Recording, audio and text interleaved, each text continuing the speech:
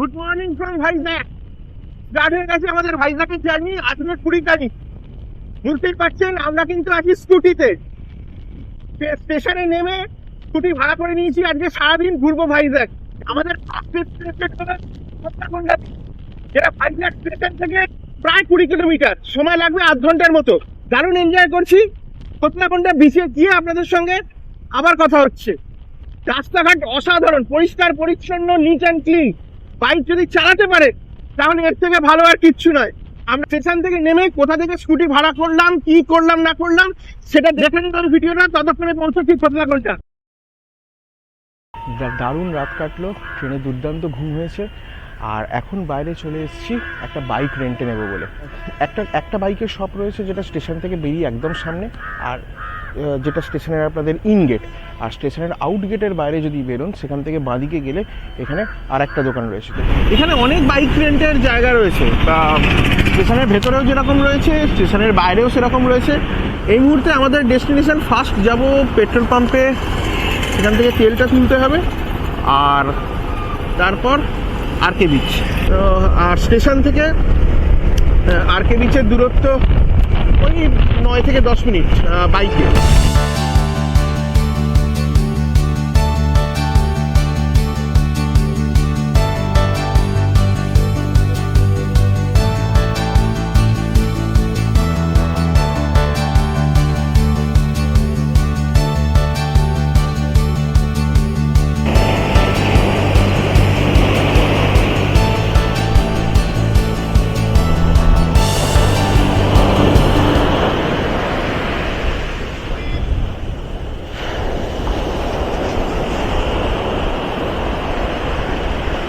আরকে beach মানে Ramakrishna beach থেকে আবার স্টেশনের কাছে চলে এসেছি।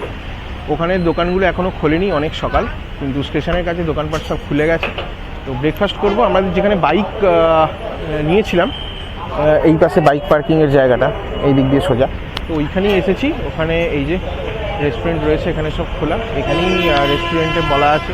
খাবার এসে গেছে, পরোটা 1 প্লেট আছে। আর দেবাশিস পরোটা সাইজ দেখলো ছোট, সেই জন্য ও আবার একটা পুরি প্লেট বলেছে। এটা হচ্ছে পরোটা আর এই হচ্ছে পুরি। বাইরে থেকে দেখতে একই রকম, পুরিটা একটু ডিপ ফ্রাই করা আর পরোটাটা এমনি ছ্যাঁকা। দুজনে মিলে খেয়ে নেব।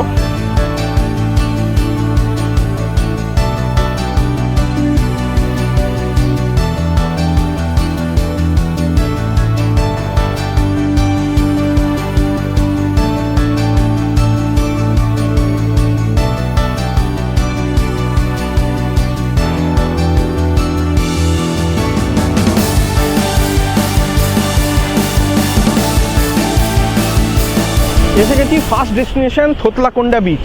থোতলা কথার অর্থ হলো পিট বা গর্ত, সেখান থেকেই এই নাম এসছে থোতলাকোন্ডা। এখানে একটা ন্যাচারাল আর্ক রয়েছে, সেইখানটায় যাব।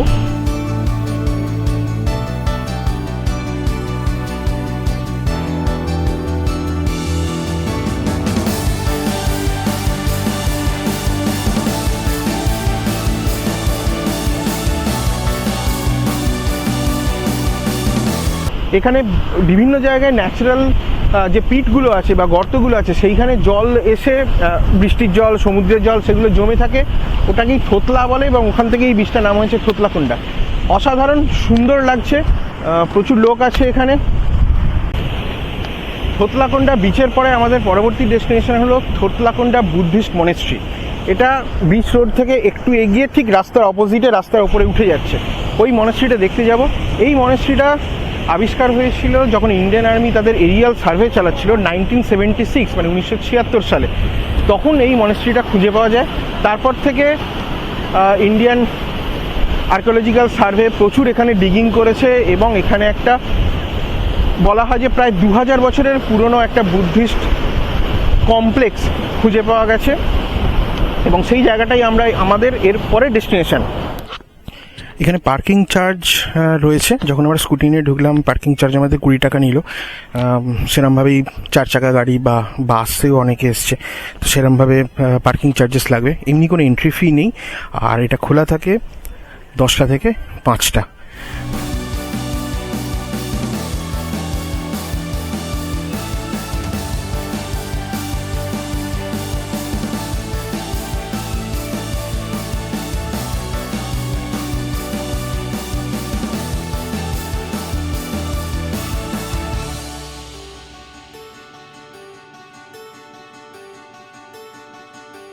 পিছনে যে বিচটা দেখছেন এটাই ঋষিকোন্ডা বিচ।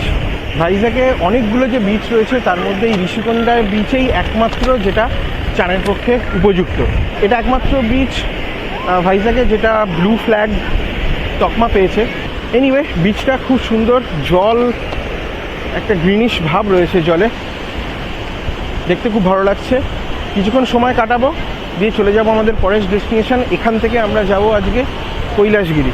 আর ভিডিওটা অবশ্যই লাইক করবেন, কমেন্ট করবেন, প্রচুর পরিমাণে শেয়ার করুন, যাতে এরকম ভিডিও বারবার আনতে পারি, বিভিন্ন জায়গায় ঘুরে বেড়াতে পারি এবং আপনাদের সামনে সেই জায়গাগুলোকে তুলে ধরতে পারি, যাতে আপনারা যখন আসবেন সেগুলো যেন প্রপারলি আপনারা ঘুরতে পারেন, প্রপার ইনফরমেশান আপনাদের কাছে থাকে। চলে এসেছি কৈলাসগিরিতে। আমরা রোপওয়ে করে যাব। এখানে কৈলাসগিরি যাওয়ার অনেকগুলো উপায় আছে। আপনি চাইলে রোপওয়ে করে যেতে পারেন, আপনি চাইলে এখান থেকে সিঁড়ি আছে সেটা করেও যেতে পারেন, বা চাইলে যদি আপনার গাড়ি করেও নর্মাল রোড আছে সেখান দিয়ে যেতে পারেন। তো আমরা রোপওয়ে করে যাব। রোপওয়েতে আপনার অ্যাডাল্টের ভাড়া হচ্ছে 200 টাকা আপ অ্যান্ড ডাউন, আর বাচ্চাদের হচ্ছে 100 টাকা। আর কৈলাসগিরিতে এন্ট্রি ফি হচ্ছে 10 টাকা। এবার আপনি যেভাবেই যান, সিঁড়ি দিয়ে গেলেও 10 টাকা, রোপওয়েতে গেলেও 10 টাকা, বা রাস্তা দিয়ে গেলেও 10 টাকা। তো রোপওয়ের টিকিটটা কেটে নেব, দেবাশিস কাটছে ইনফ্যাক্ট। তো কেটে নিয়ে আমরা রোপওয়ে করে চলে যাব। রোপওয়ের ক্ষেত্রে বলে রাখি, রোপওয়ে দুপুরবেলা 1টা থেকে 2টো পর্যন্ত বন্ধ থাকে। তো আপনারা যখন এখানে আসবেন বা যেভাবে প্ল্যান বানাবেন সেটা মাথায় রাখবেন। আর রোপওয়ে শেষ হয়ে যাবে 6:30টার সময়, শুরু হয় 10টা থেকে। তো 10টা থেকে 6:30, মাঝখানে 1টা থেকে 2টো বন্ধ। যখন আসবেন সেই হিসাব করে আসবেন। আর যেটা কৈলাসগিরি মানে মেন যেটা পার্ক রয়েছে ওপরে, সেটা কিন্তু খুলে যায় অনেক সকালবেলা, 7টা 7:30টার মধ্যে খুলে যায়। তো আপনারা যদি গাড়ি করে যান বা সিঁড়ি দিয়ে যান সেটা আপনারা যখন খুশি অ্যাভেল করতে পারেন। যদি রোপওয়ে চান তাহলে 1টা থেকে 2টো বন্ধ, 10টা থেকে 5:30। চলুন রোপওয়েতে উঠি, তারপরে দেখাই ওপর থেকে শহরটাকে কীরকম দেখতে লাগছে। আমি গুগলে যখন সার্চ করেছিলাম তখন রোপওয়ের ভাড়া দেখিয়েছিল অ্যাডাল্ট 150 টাকা আর বাচ্চাদের 80 টাকা। সেটা খুব বেশি দিন আগের নিশ্চয়ই নয়, কারণ গুগলে আপডেট হয়নি। তো এখন ভাড়া হয়ে গেছে 200 আর 100। খুব রিসেন্টলি ভাড়াটা চেঞ্জ হয়েছে। আর এমনিতে সপ্তাহে প্রতিদিনই খোলা থাকে রোপওয়ে, শুধু প্রত্যেক মাসের 19 তারিখ 19th of every month ropeway কিন্তু বন্ধ থাকে।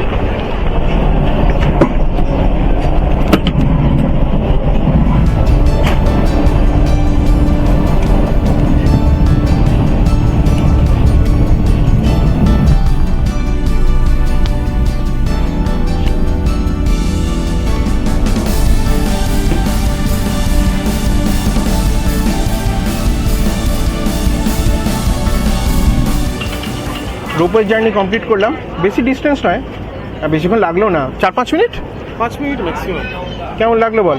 ভালোই, খারাপ না, বেশ এক্সাইটিং আছে, বাট গরম প্রচণ্ড। প্রচণ্ড গরম। আমরা ভেবেছিলাম এতটা উপরে উঠে এসে হয়তো একটু টেম্পারেচার কমবে, কিন্তু না, প্রচণ্ড গরম লাগছে। তো ওই 5 মিনিট ম্যাক্সিমাম ওরকমই। হ্যাঁ, আর ভেতরে হাওয়াও সেভাবে লাগছিল না, একটু বদ্ধ টাইপের রয়েছে। তো যাই, এবারে কৈলাসগিরিটা ঘুরে দেখি। আমাদের হাতে এখন 1 ঘন্টার উপরে সময় আছে, কারণ 1টা প্রায় বাজছে আর 2টো পর্যন্ত রোপওয়ে বন্ধ। তো ঘুরবো। আর কৈলাসগিরি মেন অ্যাট্রাকশন 40 ফুট উঁচু শিব আর পার্বতীর মূর্তি, সেটাও যেরকম দেখাবো। আর কি কি দেখার রয়েছে দেখে নিই এবং আপনাদেরকে দেখাই। চলুন। বাচ্চাদের বিনোদনের যথেষ্ট জায়গা রয়েছে, দেখতেই পাচ্ছেন। দোলনা রয়েছে, জাম্পিং রয়েছে, এপাশে আরও ছোটো বাচ্চাদের জন্য স্লিপ রয়েছে, বিভিন্ন রকম স্লিপ। এখানে আরও ছোটো বাচ্চাদের জন্য স্লিপ আছে। তো বাচ্চাদের নিয়ে এলে এখানে ভালোই সময় কাটবে, তবে একটু বিকেলের দিকে এলে মোস্ট প্রবলি ভালো হবে, তার কারণ তখন গরমটা একটু কম থাকবে। এখন প্রচণ্ড গরম লাগছে।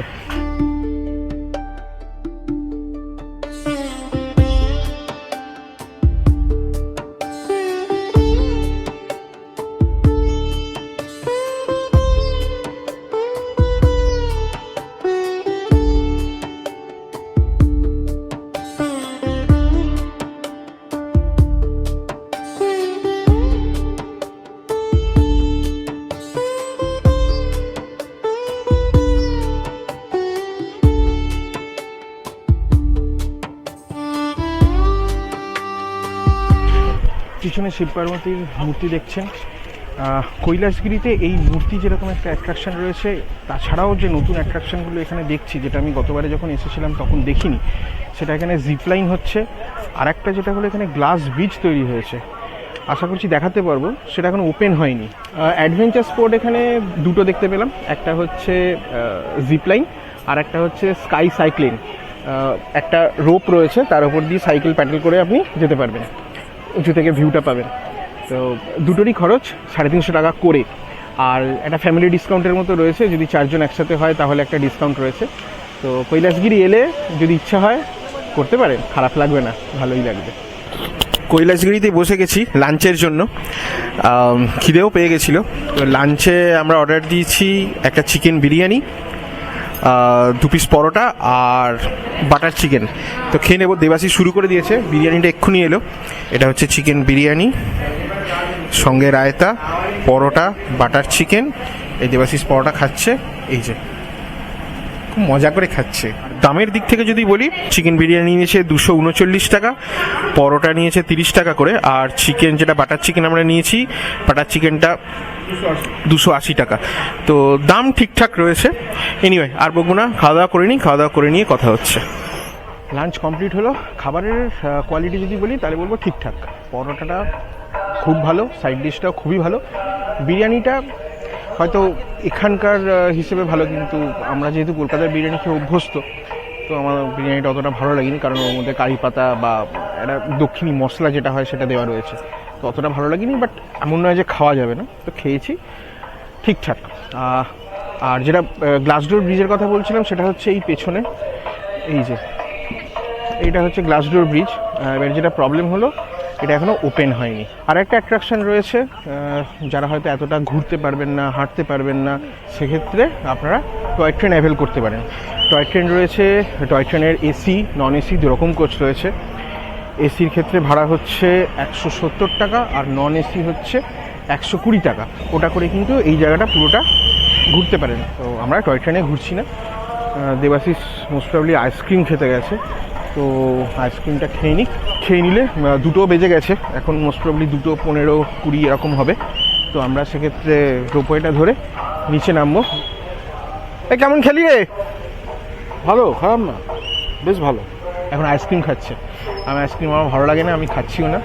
বেশ ভালো। তো আইসক্রিম হয়ে গেলে তারপরে রোপওয়ে ধরবো, নিচে নামবো।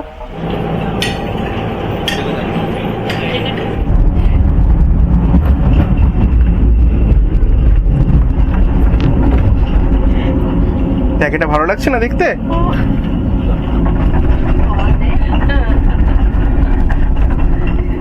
নামছি রোপওয়ে করে, দারুণ লাগছে। আসার সময়টা পুরো রোপওয়ে ভর্তি ছিল, ভালো করে ভিডিওটা করা যায়নি, কিন্তু এখন দারুণ লাগছে। জানি না মোবাইল থেকে কতটা বোঝা যাচ্ছে, মোবাইল থেকে না সরি, মানে ক্যামেরা দিয়ে কতটা বোঝা যাচ্ছে, কিন্তু দারুণ লাগছে উপর থেকে। এই যে রাস্তাটা দেখছেন, এটাই বাস রাস্তা আর কি, যেটা দিয়ে বাস বা গাড়ি আসে। বেশি ডিস্টেন্স নয়, ওঠার সময় এটা না বুঝতে পারিনি, এটা বেশ ভালো লাগছে। এই হচ্ছে আমাদের রোপওয়ে স্টেশন। তো যে 200 টাকার টিকিটটা কেটেছিলাম, ওটা দিয়েই আপ অ্যান্ড ডাউন আমাদের পার হেড হয়ে গেল। পার হেড 200 টাকা। এই যে সিঁড়িটা, এটাই উঠে গেছে, যদি আপনি সিঁড়ি দিয়ে হেঁটে উঠতে চান তাহলেও পারবেন। ব্যাস পৌঁছে গেলাম। এবারে নেমে স্কুটি ধরার পালা।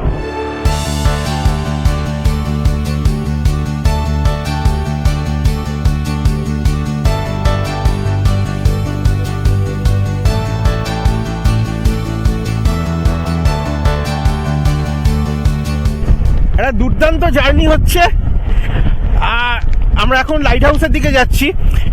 প্রায় 1 ঘন্টা জার্নি করলাম এ থেকে বেরিয়ে, আপনার কৈলাসগিরি থেকে বেরিয়ে প্রায় 1 ঘন্টার জার্নি হয়ে গেছে। এখনো কিছুটা রাস্তা বাকি। রাস্তা দুর্ধর্ষ, পাহাড়ের একদম ওপরে। আমরা স্কুটি নিয়ে এসেছি, মাঝখানে একটু অসুবিধা হচ্ছিল, বাট দেবাশিস ম্যানেজ করে নিয়েছে। তো দারুণ অভিজ্ঞতা হচ্ছে। এতটা আউটস্কার্টে এবং পাহাড়ের এতটা উপরে, কিন্তু রাস্তাঘাট অত্যন্ত ভালো, কোনো রকম কোনো সমস্যা হয়নি। আমরা প্রায় কাছাকাছি পৌঁছে গেছি। এইখানে ওয়েদার অনেকটাই অন্যরকম, বেশ একটা ঠান্ডা হাওয়া দিচ্ছে। ইয়ারাডা বিচ ডান দিকে, ডলফিন নোজ লাইট হাউস বাঁ দিকে। আমরা প্রথমে ডলফিন নোজের দিকে যাচ্ছি, লাইট হাউসের দিকে, ফিরে এসে ইয়ারাডা বিচ যাব। তো এখান থেকে সোজা দেখুন রাস্তার ধারে গাছপালা, খুবই সুন্দর একটা রাস্তা। এখানে ব্যাডমিন্টন কোর্ট রয়েছে, স্প্ল্যাশ কোর্ট রয়েছে, এখানে কোয়ার্টার রয়েছে, সবই ইন্ডিয়ান নেভির কোয়ার্টার্স। আর তার মধ্যে এটা কিন্তু পাহাড়ের উপরে। একটা দারুণ জার্নি করে পৌঁছে গেলাম লাইট হাউস। লাইট হাউসে এন্ট্রির আগে আপনাদের আধার কার্ড দিতে হবে। আধার কার্ড জমা রাখার ব্যাপার নেই, আধার কার্ডটা দিতে হবে। নাম, বয়স, আধার কার্ড নাম্বার এগুলো নোট করবে এবং যে গাড়িতে আপনারা আসছেন প্লেন যাচ্ছিল বলতে, যে গাড়িতে আপনারা আসছেন সেই গাড়ির নাম্বারটা নোট করবে। আর এন্ট্রি ফি রয়েছে 10 টাকার, আর ভিডিও ক্যামেরার জন্য 25 টাকা। এগোই লাইট হাউসের দিকে। আচ্ছা হ্যাঁ, টাইমিং নিয়ে বলে রাখি, লাইট হাউস কিন্তু খোলা থাকে 3টে থেকে 5টা। আবার একটা ছোট্ট রিকোয়েস্ট, যদি চ্যানেলে নতুন হন অবশ্যই সাবস্ক্রাইব করবেন, আর ভিডিওটা ভালো লাগলে লাইক, কমেন্ট আর শেয়ার করতে ভুলবেন না। কেমন লাগছে সেটা অবশ্যই জানাবেন। এই হচ্ছে lighthouse, dolphin's nose lighthouse. Light হাউসের উপরে এসে গেছি।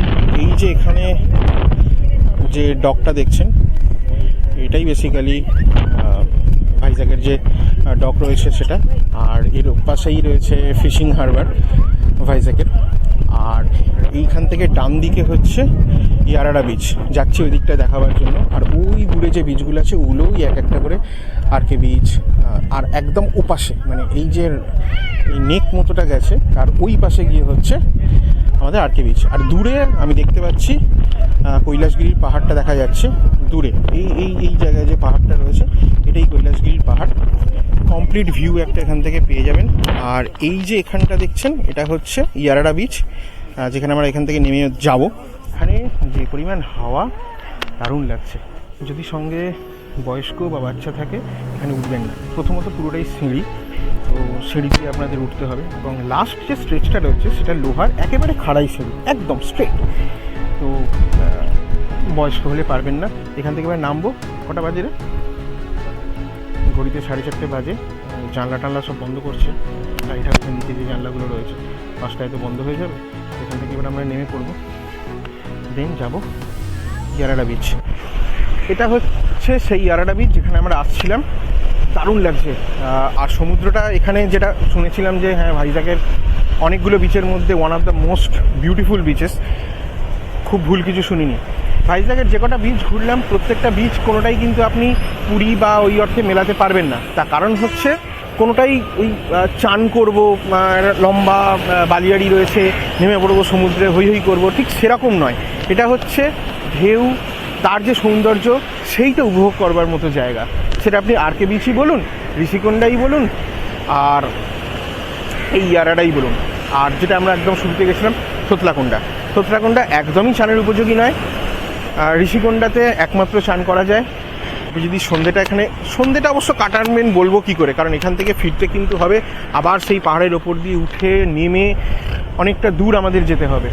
এটা কিন্তু লাইট হাউস থেকে নেমেছি একবারে সমতলে চলে এসেছি। এখান থেকে আবার লাইট হাউসের রাস্তা দিয়ে গিয়ে উঁচুতে উঠতে হবে, তারপরে আবার পুরো রাস্তাটা নিচে নামতে হবে। তো এখানে আর বেশিক্ষণ নয়, এখান থেকে সোজা চলে যাব আমরা আরকে বিচ। যা কথা হচ্ছে আরকে বিচে গিয়ে হচ্ছে।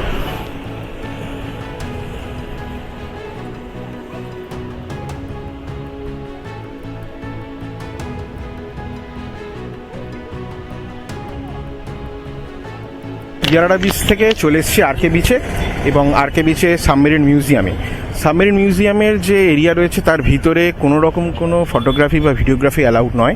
সোম থেকে শনি দুপুর 2টো থেকে রাত্রি 8:30 পর্যন্ত খোলা থাকে, টিকিট 100 টাকা। আর রবিবার দিন সকাল 10টা থেকে খোলা থাকে। সাবমেরিন মিউজিয়ামের ঠিক অপোজিটেই এয়ারক্রাফট মিউজিয়াম রয়েছে এবং আরও 2টো মিউজিয়াম রয়েছে। তো যদি আপনারা 4টে মিউজিয়ামের টিকিট একসাথে কাটেন তাহলে আপনার খরচ পড়বে অ্যাডাল্টের ক্ষেত্রে 400 টাকা। তো একটুখানি বিচে বসবো, বিচের হাওয়া খাবো, আর তো সেরকম কিছু দেখার আর নেই। তো সারাদিনের পুরো এক্সপিরিয়েন্স একটা প্ল্যান আপনাদের সঙ্গে শেয়ার করব ভিডিওর একদম শেষে। বিচের ধারে প্রচুর খাবারের অপশানস, তো সেখান থেকেই নিয়ে নিয়েছি ফিল্টার কফি আর স্যান্ডউইচ। এই কফি খাচ্ছে, আর এই হচ্ছে স্যান্ডউইচ। কারণ সন্ধ্যেবেলা খিদে পাচ্ছিল, সেই দুপুরবেলা খাওয়া হয়েছে, মাঝখানে আর কিছুই খাওয়া হয়নি। একটু ঘুরে ঘাড়ে ভাবলাম একটু স্ন্যাক্স খাওয়া হোক সন্ধ্যেবেলা, বিচের ধারে আপনাদেরও দেখে দিই কী কী খাবারের অপশানস আছে। তো বার্গার আছে, স্যান্ডউইচ আছে, কফি আছে, ওপাশে ধোসা আছে। তো খাবারের অপশানস প্রচুর, খাবার পেয়ে যাবেন, মানে টুকটাক সন্ধ্যেবেলার জন্য স্ন্যাক্স আরামসে পেয়ে যাবেন বিচের ধারে। সারাদিন ঘুরে ঘাড়ে পৌঁছে গেছি রিটার্নিং রুমে। তো যেমন বলেছিলাম, এবারে একটা ট্যুর প্ল্যান আপনাদের সঙ্গে শেয়ার করব, যেটা আপনাদের ইন ফিউচার যখন আপনারা আসবেন তখন কাজে লাগবে। প্রথমেই বলি, যদি আপনারা কাপল হন অথবা বন্ধুবান্ধব আসছেন, প্ল্যান করছেন ভাইজ্যাক বাইকে বা স্কুটিতে ঘুরবেন, হাওড়া বা শালিমার থেকে এমন ট্রেন চুজ করতে হবে যেটা ভাইজ্যাক খুব সকাল সকাল পৌঁছে যাচ্ছে, ম্যাক্সিমাম 6টার মধ্যে। স্টেশনে ভোরবেলা এসে আপনাদের ফার্স্ট অপশান হবে ফ্রেশ হয়ে যত তাড়াতাড়ি সম্ভব বেরিয়ে পড়া। কারণ হাতে আপনাদের একদিন সময় আছে, অ্যাজিউম করে বলছি। যদি হাতে 2 দিন সময় থাকে তাহলে এত তাড়াহুড়োর দরকার নেই। 2 দিনের ট্যুর প্ল্যান আমি পরে বলছি, আগে একদিনের ট্যুর প্ল্যান বলে দিই। সকালবেলা এসে স্টেশনে যদি আপনাদের রিটার্নিং রুম বুক করা থাকে, সেই রিটার্নিং রুম আপনারা পাবেন কিন্তু 8টার সময়। তো যদি 6টা, 6:30 এরকম সময়ের মধ্যে চলে আসেন তাহলে 1-1.5 ঘন্টা একটু এদিক ওদিক করে 8টায় রুমে এসে দেন ফ্রেশ হয়ে আপনারা 8:30 থেকে 8:45-9টার মধ্যে বেরিয়ে পড়বেন। এবারে আপনি স্টেশনে এসে ফার্স্ট কাজ কি করবেন, আপনাকে বাইক আর স্কুটিটা বুক করে নিতে হবে। এখানে যে বাইক বা স্কুটির পয়েন্টগুলো রয়েছে, সেটা একটা এই প্ল্যাটফর্মে বেরিয়ে 3 নম্বর গেটের দিকে একটা রয়েছে, একটা 1 নম্বর গেটের বেরিয়ে বাঁদিকে রয়েছে, আর একটা 1 নম্বর গেটে বেরিয়ে সোজা সামনে রয়েছে। ভাড়া মোরলেস সেম, আপনি যেখান থেকে বুক করছেন ওইখানেই বাইকটা রেখে দেন রুমে এসে ফ্রেশ হয়ে বেরিয়ে পড়বেন। বেরিয়ে পড়ে যে পয়েন্টগুলো আমরা ঘুরেছি তার বাইরে আর কোনো পয়েন্ট আপনারা একদিনে কভার করতে পারবেন না। কারণ আমরা এক্সট্রিম ওপর দিকে থোতলাকোন্ডায় গেছি এবং দেন একদম অন্য দিকে ইয়ারাডা বিচ অব্দি গেছি। প্লাস ওপরে আমরা থোতলাকোন্ডা বুদ্ধিস্ট পয়েন্টে গেছি, ওখান থেকে আমরা ভীমলি বিচটাও দেখতে পেয়েছি। এবারে আমি ধরে নিচ্ছি আপনারা বাইক বা স্কুটিতে কমফোর্টেবল নন বা চালাতে পারেন না, সেক্ষেত্রে অটোই একমাত্র আপনাদের ভরসা। সেক্ষেত্রে কিন্তু লাইট হাউস বা ইয়ারাডা বিচ ওই দিকটায় যেতে পারবেন না, কারণ ওটা একদম অন্যদিকে। তো ওই টাইমটা আপনারা অ্যাফোর্ড করতে পারবেন না, কারণ অটো নিয়ে গেলে সেটা সেরকম সময় লাগবে। আচ্ছা হ্যাঁ, কেন আমি বললাম যে স্টেশনেই রুম বুক করবেন, কারণ যে হোটেলগুলো রয়েছে সেটা আরকে বিচের কাছেই হোক বা স্টেশনের কাছেই হোক, 24 আওয়ার্স হোটেল খুব কম। ইন জেনারেল হোটেলের চেক ইন কিন্তু 10টা বা 11টা, তো তখন চেক ইন করে একদিনে কিন্তু কোনোভাবেই ঘোরা সম্ভব নয়। এবারে আমি আসছি যাদের হাতে 2 দিন সময় রয়েছে, সেক্ষেত্রে আপনারা যে কোনো ট্রেনে আসুন, সকালের দিকে এখানে পৌঁছে আপনাদের যেখানে হোটেল বুক করা আছে ইন জেনারেল চেষ্টা করবেন আরকে বিচের কাছে বুক করতে। আরকে বিচের কাছে বুক করে আপনারা যত তাড়াতাড়ি সম্ভব বেরোবেন। থোতলাকোন্ডা থেকে কৈলাসগিরি পর্যন্ত যে পয়েন্টগুলো ঘুরেছি সেই পয়েন্টগুলো আপনারা ঘুরে ফেলতে পারবেন। পরের দিন আপনারা রাখবেন কিন্তু ইয়ারাডা বিচ এবং লাইট হাউস। এবারে আরও 2টো জায়গা রয়েছে, যে জায়গা দুটো আমি রেকমেন্ড করব, কিন্তু আমরা সময়ের অভাবে যেতে পারিনি। একটা হচ্ছে ইন্দিরা গান্ধী জু, আর একটা হচ্ছে সীমাচলামের মন্দির। সীমাচলামের মন্দির কিন্তু যেদিকে কৈলাসগিরি ওই দিকে, তো আপনারা যদি বেলার দিকে যখন বেরোচ্ছেন তখন যদি ওই দিকটা পুরোপুরি কভার করতে পারেন, সেক্ষেত্রে জুটা হয়তো বাকি রাখলেন, বাকি সীমাচলামটা করে বাকিগুলো কমপ্লিট করলেন। পরের দিন সকালবেলা আগে জুটা করলেন, দেন আপনি লাইট হাউস বা ইয়ারাডা বিচ গেলেন। লাইট হাউসের ক্ষেত্রে কিন্তু খেয়াল রাখতে হবে, লাইট হাউস খোলে 3টে থেকে 5টা, তো আপনি সকালবেলা কোনোভাবেই ওই দিকে যেতে পারবেন না। সকালবেলা একটা পয়েন্ট রেখে দিন, সেটা যদি চিড়িয়াখানা রাখেন পরের দিনের জন্য সেটা রেখে আপনি চিড়িয়াখানাটা ঘুরলেন, দেন ইয়ারাডা এবং লাইট হাউস কভার করতে পারবেন। এবারে হয়তো একটু বয়স্ক কেউ আসছেন, সেক্ষেত্রে এত হ্যাপা সামলানো সম্ভব নয়, গাড়ি বুক করব, অটো বুক করব, পারবো না। সেক্ষেত্রে এপি ট্যুরিজমের একদিনের জন্য ভালো ট্যুর প্যাকেজ রয়েছে। এগুলো আপনারা এপি ট্যুরিজমের ওয়েবসাইটে চেক করতে পারবেন, গুগলে চেক করতে পারবেন, অথবা যদি কোথাও না করতে পারেন তাহলে স্টেশনে এসে 1 নম্বর প্ল্যাটফর্মে, মানে ভাইজ্যাক স্টেশনের 1 নম্বর প্ল্যাটফর্মে এপি ট্যুরিজমের কাউন্টার রয়েছে, সেখানে এসেও কথা বলতে পারেন। ওনারা একদিনের জন্য ট্যুর প্ল্যান করেন, বিভিন্ন ট্যুর প্ল্যান করেন। সেক্ষেত্রে যদি আপনাদের হাতে 2 দিন 3 দিন সময় থাকে, এক দিন আপনারা এক জায়গায় গিয়ে ভাইজ্যাকটাকে ঘুরে দেখতে পারবেন। এবারে আসছি পাবলিক ট্রান্সপোর্ট। স্টেশনে আপনি নামলেন, নেমে যদি আপনার হোটেল আরকে বিচের কাছে হয় বা আশেপাশে হয়, এখান থেকে অটো সার্ভিস অ্যাভেলেবেল আছে। আরকে বিচে পার হেড 40 টাকা করে আরকে বিচে আপনাকে পৌঁছে দেবে। আর যদি আপনি গোটা অটো বুক করেন সেক্ষেত্রে 180 টাকা থেকে 200 টাকার মধ্যে ঘোরাফেরা করবে। তবে হ্যাঁ, বার্গেনিং করে নেবেন। সব জায়গাতেই যেরকম অটোর বার্গেনিং হয়, এখানেও হয়, বার্গেনিং করে যেতে পারবেন। তো অটো অ্যাভেলেবেল আছে, সবসময় যে গাড়ি বুক করতে হবে তার কোনো মানে নেই। আর এখানে যত ভিউ পয়েন্ট রয়েছে সব জায়গাতেই কিন্তু অটো যায়, অটো অ্যাক্সেস রয়েছে। তবে হ্যাঁ, ইয়ারারা বিচ বা লাইট হাউস এখানে কিন্তু আমি অটো সেভাবে দেখিনি। তো হতে পারে যেহেতু রাস্তা অনেক বেশি খাড়াই পাহাড়ের ওপরে, সেক্ষেত্রে হয়তো অটো যায় না। ওটা আপনি কথা বলে গাড়ি বুক করতে পারেন। বাট আদার যে পয়েন্টগুলো রয়েছে সব জায়গাতেই আমি অটো দেখেছি। এবার আসছি হোটেলের লোকেশন। হোটেল স্টেশনের পাশেও রয়েছে, তবে বেস্ট অপশন হলো আরকে বিচের কাছে কিন্তু হোটেল প্রচুর রয়েছে এবং বিভিন্ন দামের রয়েছে। আমি ওরকমভাবে কোনো রেকমেন্ডেশন করছি না, আপনারা গুগলে খুঁজবেন বা বিভিন্ন যে হোটেল লিস্টিং যে ওয়েবসাইটসগুলো রয়েছে সেখানে খুঁজতে পারেন। সেখানে আপনারা প্রচুর হোটেল পেয়ে যাবেন। আরকে বিচের ধারে ভর্তি হোটেল, একদম বিচের ধারেও থাকতে পারেন, বা আরকে বিচের কাছাকাছি অনেক হোটেল রয়েছে, অনেক লজ রয়েছে, কিছু হলিডে হোমসও আমার চোখে পড়লো। তো সেই সব জায়গায় থাকতে পারবেন। আরকে বিচ এমন একটা জায়গা যেটা ধরে নিন সেন্টার পয়েন্ট, ওখান থেকে আপনি সব দিক অ্যাক্সেস করতে পারবেন। এবং আপনি যদি স্টেশনে থাকেন, স্টেশন থেকে যদি কোথাও যেতে চান, আপনাকে মোস্টলি আরকে বিচের কাছাকাছি দিয়ে যেতে হবে। তো আরকে বিচটা এমন একটা পয়েন্টে রয়েছে যেখান থেকে আপনি ইয়ারাডা বিচের দিকেও যেতে পারবেন বা এদিকে ভীমলি বিচের দিকেও যেতে পারবেন। ফুড অপশন সেখানে প্রচুর, আপনি স্ট্রিট ফুডও পাবেন, আবার মাল্টি কুইজিন রেস্টুরেন্টও পাবেন। তো এই ছিল ওভারঅল, আমি পুরোটাই কভার করে দিলাম। এই ব্লগ এই পর্যন্তই। কাল আমরা এখান থেকে সকাল সকাল বেরিয়ে যাচ্ছি আমরা আরাকোর উদ্দেশ্যে। তো সেই গল্প থাকবে এর পরের পর্বে। আপাতত এই পর্যন্তই। ভিডিওটা কেমন লাগলো অবশ্যই কমেন্ট করে জানাবেন। যদি আপনাদের কাছে কোনো প্রশ্ন থাকে সেটাও জানাবেন, অবশ্যই উত্তর দেওয়ার চেষ্টা করব। আর ভিডিওটাতে লাইক, কমেন্ট, শেয়ার করবেন। যদি চ্যানেলে নতুন হন অবশ্যই সাবস্ক্রাইব করে পাশে থাকবেন। সবাই ভালো থাকবেন। Good night, by.